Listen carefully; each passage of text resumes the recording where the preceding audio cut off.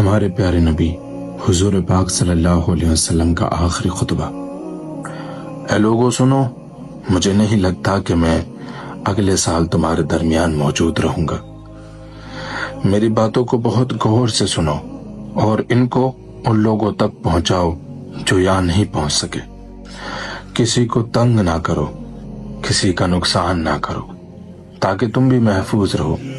یاد رکھو تمہیں اللہ سے ملنا ہے اور اللہ تعالیٰ تم سے تمہارے اعمال کے بارے میں سوال کرے گا۔ اللہ نے سود کو ختم کر دیا ہے، اس لیے آج سے سارا سود ختم کر دو۔ تم عورتوں پر حق رکھتے ہو اور وہ بھی تم پر حق رکھتی ہیں۔ جب وہ اپنے حقوق پورا کر رہی ہیں تو تم بھی ان کی ساری ذمہ داریاں پوری کرو۔ عورتوں کے بارے میں نرمی کا رویہ اختیار کرو، کیونکہ وہ تمہاری شریک حیات اور بے لوش خدمت گزار ہیں۔ ابھی زنا کے قریب مت جانا۔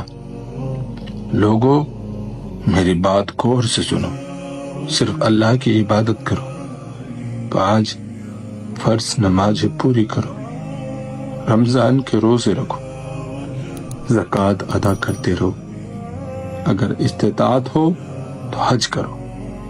ہر مسلمان دوسرے مسلمان کا بھائی ہے۔ تم سب اللہ کی نظر میں برابر ہو، برتری صرف تقوی کی وجہ سے ہے۔ یاد رکھو تم سب کو ایک دن اللہ کے سامنے اپنے اعمال کا جواب دہی کے لیے حاضر ہونا ہے۔ خبردار رہو، میرے بعد گمراہ نہ ہو جانا۔ میں تمہارے لیے 2 چیزیں چھوڑ کر جا رہا ہوں، قرآن اور میری سنت۔ اگر تم نے ان کی پیروی یعنی ان پر عمل کیا تو کبھی گمراہ نہیں ہوگے۔ یاد رکھنا میرے بعد کوئی نبی نہیں آنے والا اور نہ ہی کوئی دین لایا جائے گا۔ میری باتیں اچھی طرح سمجھ لو۔ سنو تم لوگ جو موجود ہو، اس بات کو اگلے لوگوں تک پہنچانا اور وہ اس بات کو اگلے لوگوں تک پہنچائیں، اور یہ ممکن ہے کہ بعد والے میری بات کو پہلے والوں سے زیادہ بہتر سمجھ کر عمل کر سکیں۔